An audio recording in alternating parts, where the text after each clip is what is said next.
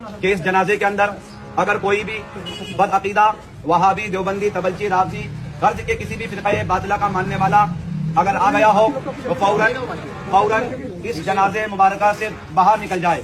ساتھ ہی ساتھ دور حاضر کے فتنے جیسے دعوت اسلامی، سنی دعوت اسلامی اور تطہیر مولوی کا ساتھ دینے والا بھی اگر اس جنازے میں شریک ہو تو صاحب میت کی اجازت اور شریعت مصطفیٰ علیہ طیب و ثنا کے مفہوم کے مطابق وہ ہر شخص اس جنازے سے نکل جائے. یہ ویڈیو میرے خیال میں انڈیا کی ہے، لیکن یہ جو وائرس ہے اور یہ جو فرقہ واریت کی بیماری ہے یہ سب کانٹیننٹ انڈیا پاکستان دونوں کے اندر ہے. آخر ایسا ہوتا کیوں ہے؟ اس کی وجہ کیا ہے؟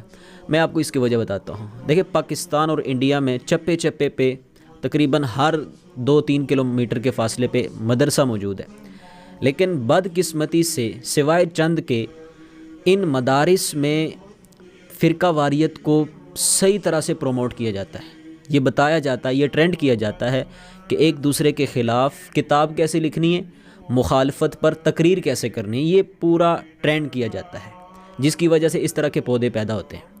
آپ یقین جانیں، ہمارے نبی کی تعلیم ہے وہ عورت کہ جو مسجد میں جھاڑو دیتی تھی، جب وہ فوت ہو گئی تو صحابہ کرام نے جنازہ پڑھا اور دفنا دیا. نبی علیہ السلام کو خبر نہیں دی. بعد میں جب پتہ چلا تو حضور نے فرمایا مجھے کیوں نہیں بتایا؟ صحابہ نے جواب دیا حضرت آپ آرام کر رہے تھے، ہم نے مناسب نہیں سمجھا کہ آپ کو ڈسٹرب کریں. حضور نے فرمایا میں جس کی جنازہ پڑھوں نا تو میرا جنازہ پڑھنا اس کے لیے سکون ہوتا ہے اور رحمت ہوتا ہے، مجھے بتایا کرو. پھر حضور علیہ السلام خود گئے، جا کے قبر کے اوپر جنازہ پڑھا. یہ ہے اسلام کی تعلیم. اور یہ جناب آپ دیکھ لیں اس ویڈیو میں یہاں کیا ہو رہا ہے. ہماری حکومتیں اور ہماری اسٹیبلشمنٹ اگر چاہے تو صبح سے لے کر شام تک کی محنت سے یہ فرقہ واریت ختم کر سکتی ہے. یہ ناکام نہیں. یہ لوگ، آپ کیا سمجھتے ہیں کہ جو لوگ ہماری مسجدوں میں آ جائیں کرونا وائرس کے زمانے میں اور صفوں کے درمیان 2-3 فٹ کا فاصلہ رکھوا سکتے ہیں، کیا وہ یہ لوگ یہ کام نہیں کر سکتے کہ وہ فرقہ واریت ختم کر دیں؟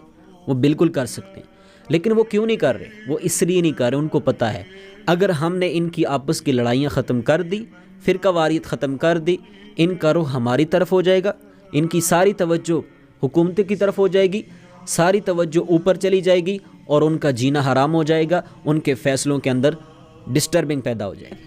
تو اپنی اولادوں کو مدرسوں میں لازمی بھیجیں، مگر یہ سبق پڑھا کے بھیجیں، یہ اصول دے کر بھیجیں کہ بیٹا میں تمہیں اللہ اور اس کے رسول کا قانون پڑھنے کے لیے بھیج رہا ہوں، تمہیں قرآن اور سنت پڑھنے کے لیے بھیج رہا ہوں. وہ قرآن جس کے لیے ہمارے نبی نے تکلیفیں برداشت کی، محنت کی، اس کو وہ پڑھنے کے لیے بھیج رہا ہوں. یہ نہیں کہ فلاں کیا کہتا ہے، فلاں کیا کہتا ہے.